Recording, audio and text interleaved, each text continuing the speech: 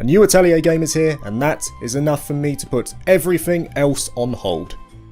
Yes, Yumia has introduced herself to the Atelier franchise for the first, and hopefully not last time. This was one of my 3 most anticipated JRPG releases of 2025, and as a perk of the channel, I was lucky enough to receive an early code from Koei Tecmo, so thank you to them for providing it. I played it on PC, though it is also available on PS4, PS5, Xbox One, Series, and Nintendo Switch. As of the time of recording, I have completed the game. Atelier Yumia was described as Gust's biggest project yet, spurred and financed by the commercial success of the Riser trilogy. And I can certainly agree with them on that front. Atelier Yumia for a single playthrough has taken me longer than any other Atelier game to date, clocking in at 72 hours. For reference, games like Atelier Sophie 2 took me just over 40, so it's a sizable difference. But is that playtime full of quality gameplay or just a lot of fluff? Well, one look at the title for the video may give you a hint to that answer. This is not perfect by any stretch. I want to make it clear immediately that I love Atelier Yumia. I think it's a great addition to the franchise, and if someone were to compile a small collection of JRPGs releasing in 2025 to prioritise, Yumia should be on that list. It is a brilliant game for my tastes. Though in the same breath, there are problems, both gameplay-wise and on the technical side, that detracted from my experience as a whole. So with that summary to kick us off, let's dive in a bit deeper. Atelier Yumia is set in the ruined Aladician Empire, which fell centuries prior due to alchemy. Yumia, who has followed in the footsteps of her mother as an alchemist despite the taboo attached to it, aids the research team in discovering the truth that befell the land.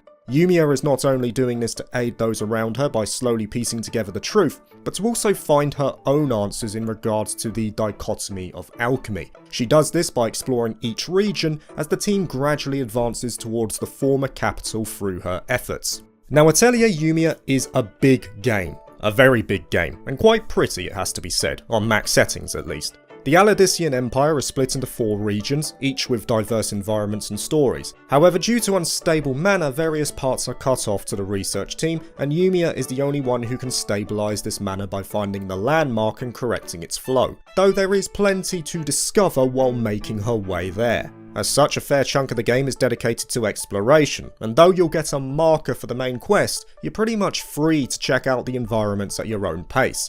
Now, big maps were an element of the third Riser game too, and for me, that didn't work as intended. While I do agree that Riser 3 was a good game, it was too bloated for me. There wasn't enough meat on the bones to justify the large expanses of land, which consequently made them feel empty, and the story would often meander on tangents that had no importance at all. Part of me was worried that Yumia would fall into that same trap, but I'm happy to say my concern was unfounded. Atelier Yumia shares the size of its predecessor, but it's also densely packed with stuff to do. There are ruins to discover, a huge amount of meaningful treasure troves to find, and mana shrines to restore, all in addition to the standard fare of gathering ingredients in the world. No doubt what aids the exploration though are the tools actually given to Yumia. She has the ability to double jump to higher platforms and can also use her staff as a gun to gather ingredients in out of reach places or knock down ladders for access.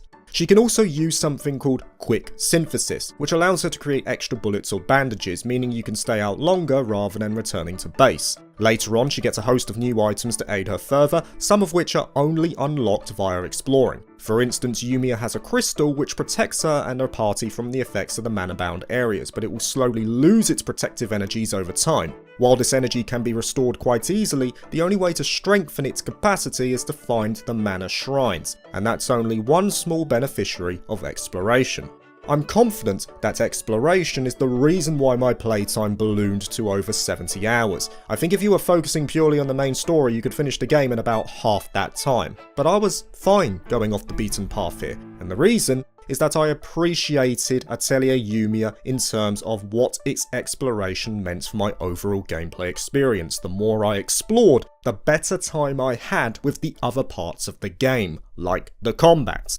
Needless to say, the ruined empire is not a safe place, and it's packed with enemies to take out which range from your standard fare grunts to bigger variants that act as mini-bosses. Yumia uses an action style which is somewhat derivative of Atelier Riser 2 and 3, though it does feel like Gust wanted to tone it down a bit. there's less of a focus on the flashy animations and more importance is placed on active control by the player. Enemies stand in the middle, and Yumia along with 2 other members either surround the group or fight them individually. The character you control can freely move in a circle around the target, but can also switch between an outer and inner range which determines the moves the character can use. Yumia, for example, has physical based attacks at the inner range, but switches to magic based gunshots at the outer range. All moves are mapped to the A, B, X and Y buttons on an Xbox One controller, and the right bumper switches these button maps over to your attack based items. Both sets of options have a number of charges, and the idea is to chain them together for combos. In terms of defense, you hold the left trigger to guard with an importance placed on timing the button press to reduce damage, and you can dodge by holding that same button while also moving the control stick left or right.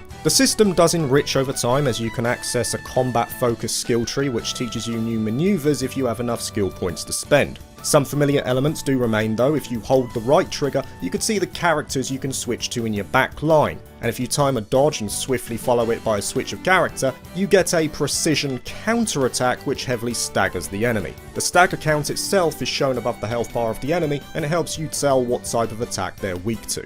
Before the fight begins, Yumia can also use her gun to stagger the enemy in advance for an added advantage. It's clear to me that Gust wanted Yumia's combat system to feel more deliberate. They wanted to place more importance on using items, while also slowing the pace down a bit and giving control to the player in the process. And I'd say they succeeded. It's a good battle system all said and done, especially when some of the later mechanics opened up. You'll be leveling up relatively quickly up to a cap of 100 and everything is hunky-dory.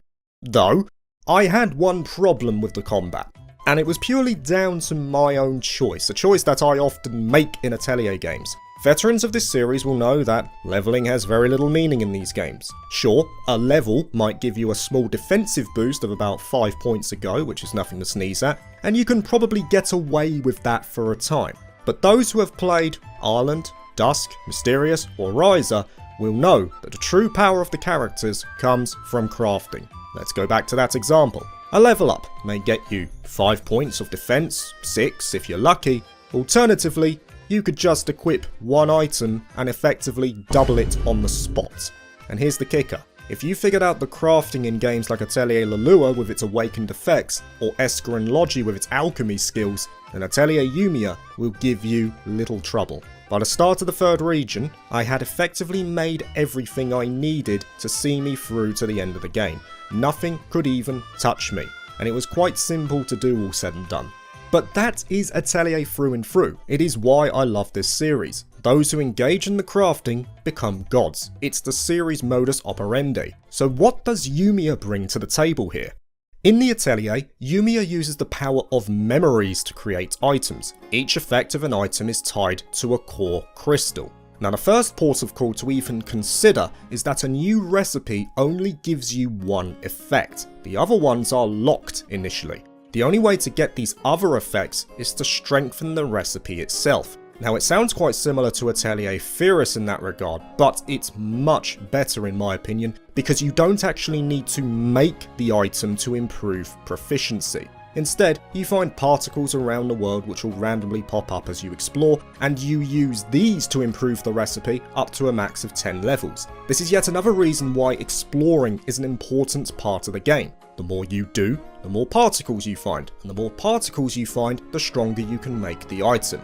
Now let's say that you've leveled up a recipe to the max. The next port of call is to actually make it. Choose your item from the grid, and Yumia will split the synthesis into different parts. The idea from that point is to access a core crystal and apply ingredients to nodes. Ingredients are going to have a circle highlighted around them called a resonance area, and any other node or loose mana, that's the little star bit sprinkled around that falls into that area, will contribute to the item's effect. The main part of success here comes from leveling up the recipe, as this not only opens up the other effects, but it also creates new layers with new nodes for each of them, and that is the key to get the higher effects. Generally speaking, you want to use high quality ingredients because they will often have higher resonance areas, and that ultimately improves the item come the end. One final part to consider are the effects of the ingredients you're putting in. For example, ingots of any kind will give a boost to an item's attack rating when used in synthesis, Cloth can be used to boost defense and so on. So in other words, the more of these you put in, the better the stats will be at the end. It sounds complex, but it's not. Everything simply falls into place if you upgrade the recipes and invest in the skill tree correctly. Remember when I said there's a combat skill tree? Well, I barely even bothered with it. I focused instead on the synthesis and exploration trees, in particular the options that increased maximum quality and also allowed me to gather higher rank ingredients. Once I had those, the easy part was making the item, as pretty much every bit of equipment can accommodate every stat. For example, in some prior games, attack boosts wouldn't apply to accessories, but in Atelier Yumia, they do.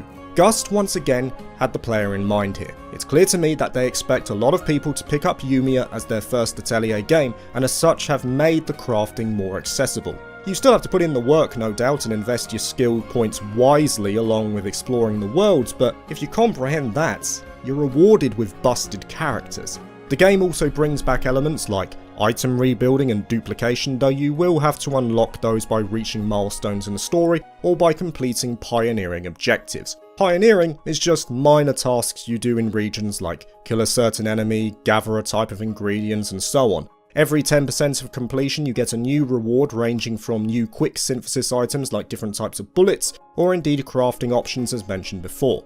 As for finding new recipes, my one tip is this: gather everything you see and create every new item you can. You can literally just put one ingredient in a core and be done with it to just get it registered. And that is it. If you grasp that system, you become a god, and nothing can touch you. It's exactly what I did, and I regret nothing, because that is what this series is all about. Long may it continue too. In essence, the core of the game, which is the sum of the exploration, combat and alchemy, is great. All the systems complement each other well, and I was satisfied with them overall. Gus did a good job there.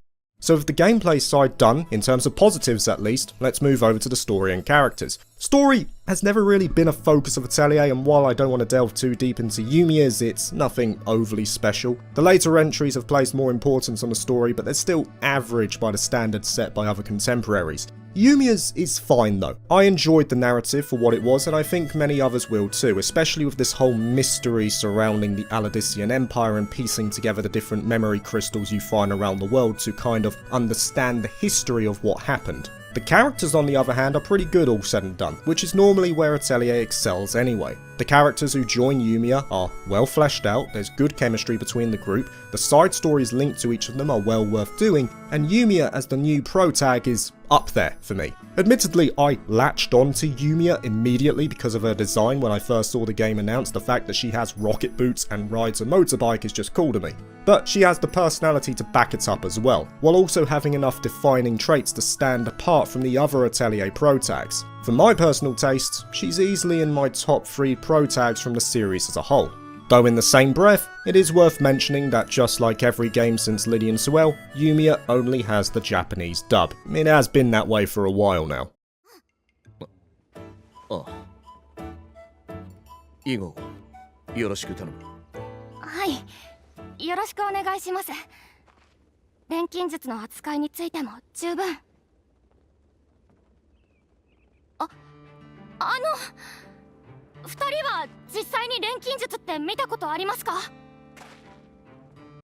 And that doesn't really cause me a problem anyway, but I know it is a point of contention for others, so I always mention it if I can.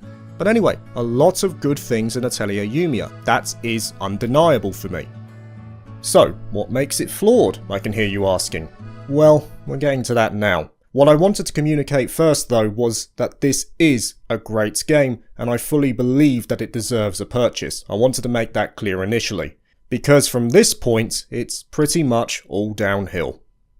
We'll begin with the gameplay side, because Atelier Yumia is certainly not perfect here, despite its strong showing in the majority. My biggest issue with it is in its last main feature.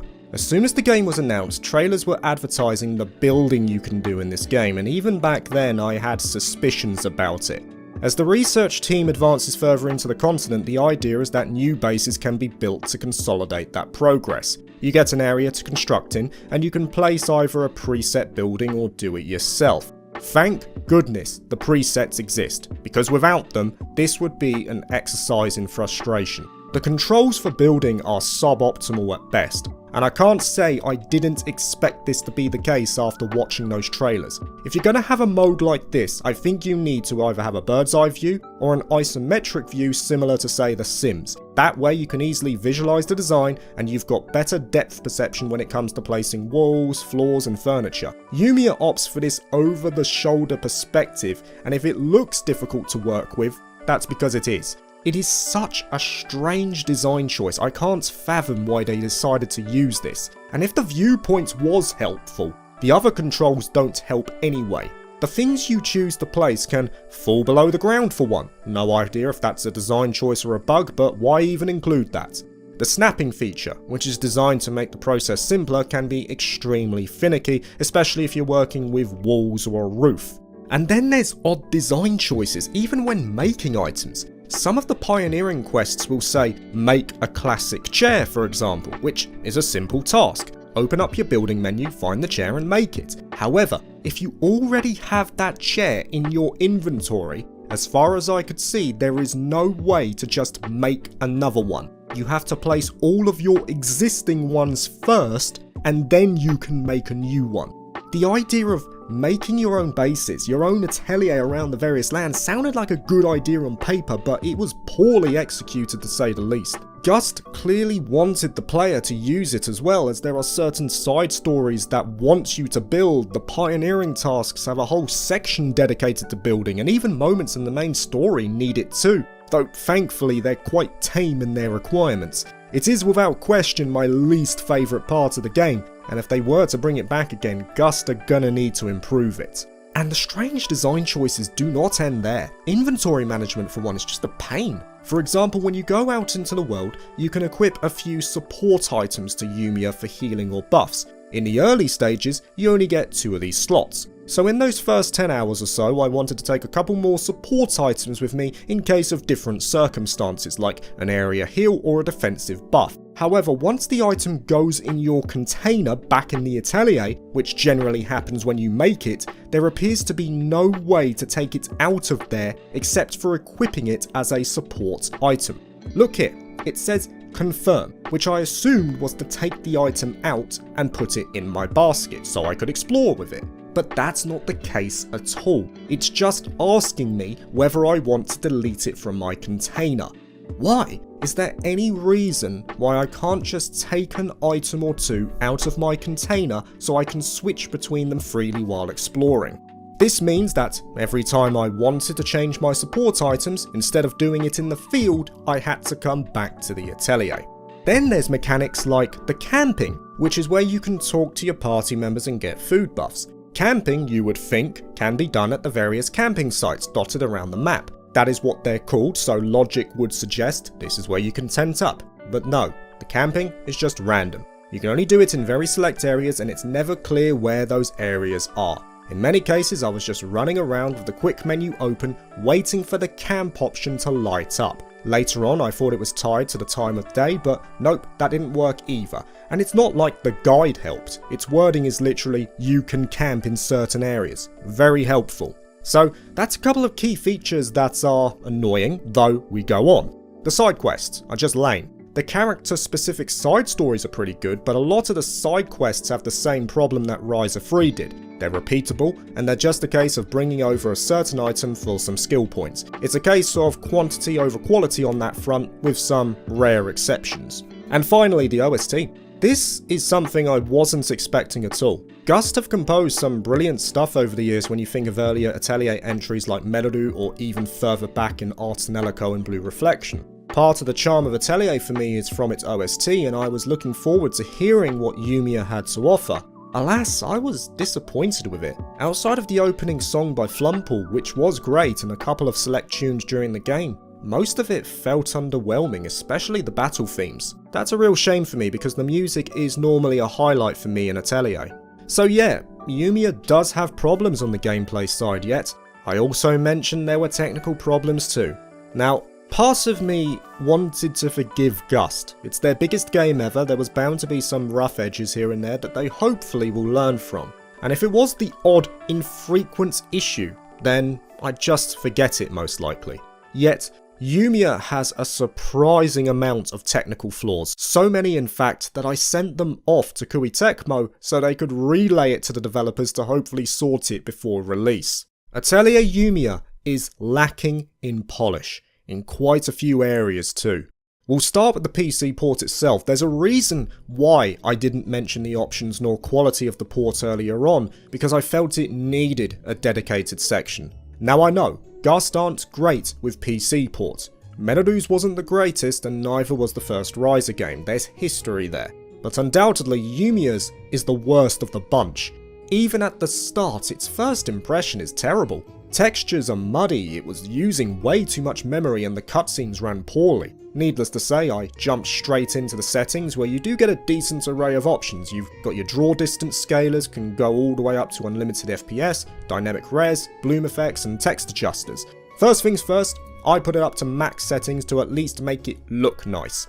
As for performance, for some reason FXAA was turned off by default, which normally needs to be on for the sake of stability, so I did just that. I turned off motion blur and bloom effects, set FPS to unlimited because at 120 it was unstable for some reason, and I also turned on dynamic res. I'm not saying that'll work for everyone, but it did make my game smoother. And all seemed fine until it crashed. This is not a stable port. Atelier Yumia crashed on me not once, not twice, not thrice, not 4 times, but 8 times. 8 hard crashes during my playthrough. That is a first for me, and it only happened while fast travelling. I can only assume that while it was loading in textures between regions, it just bottlenecked somewhere and called it quits. Now I will note that the crashes didn't deprive me of progress. The autosave feature ensured that didn't happen. So when a crash did occur, I just loaded back up and carried on where I left off. Still, 8 crashes. Most games I play have 2 at most during my entire playthrough. Yumia was setting records in that regard. The stability of the port is certainly something that needs to be addressed. But that's not all. The game itself also has a number of bugs that range from hilarious to just outright annoying. There are situations where I couldn't climb ladders, no matter what angle I approached from, and I know I could climb it because I found another way up and came down that same ladder. The same would happen with chests too, so obviously it's a diverse issue. I have fallen through the world twice. Yumia's double jump catches on walls frequently. I have ended up hard stuck on terrain, which forced me to restart the game, and I have seen countless NPCs just walking in midair. Like, I get this is meant to be a fantasy world, but I'm pretty certain they're not meant to do that. These technical issues though mainly came to a head later in the game. I'm going to keep this vague, as it's quite far into the game, like about 40 hours in when I got there, but it needs to be mentioned. At one point, the main story requires you to repair an elevator. Repairing is a simple mechanic. You walk up to it and use a repair kit. Yet no matter what I did, I couldn't interact with the elevator in order to do so. And without the elevator, I couldn't progress the main story. So I thought I was hard stuck. I looked everywhere in the immediate vicinity in case I missed something and found no solution. The only way I managed to sort it out was to stand directly on the quest marker, save, and restart the game. And that allowed me to progress. Like I say, I have made Koei Tecmo aware of these issues, and I do hope that some are sorted before the release. As much as I love this game, it made it difficult to do so at points. And that's going to round us out. I've pretty much covered everything I wanted to, both good and bad. Atelier Yumia is a great game, it's brilliant in some respects, the core of the game is fun, and I think it's a marked step up for the Atelier series in terms of ambition. Being ambitious should never be discouraged. Yet in the same breath, ambition without a measure of control can lead to issues, and Atelier Yumia has issues. It has problems on both the gameplay and technical side which threaten to overshadow what should be a great game. It didn't do so for me, otherwise I wouldn't have put in as many hours as I did, nor would I have finished it. But if I'm honest, I would prefer they weren't there in the first place. Regardless, Atelier Yumia met my expectations in many respects, and if a few of the gameplay and technical issues are sorted out in patches or even in a later sequel, then I think Gust are on to yet another winner. Thank you for watching this video. If you liked it, please like and subscribe for more JRPG content, and consider joining my Patreon if you're interested. Peace.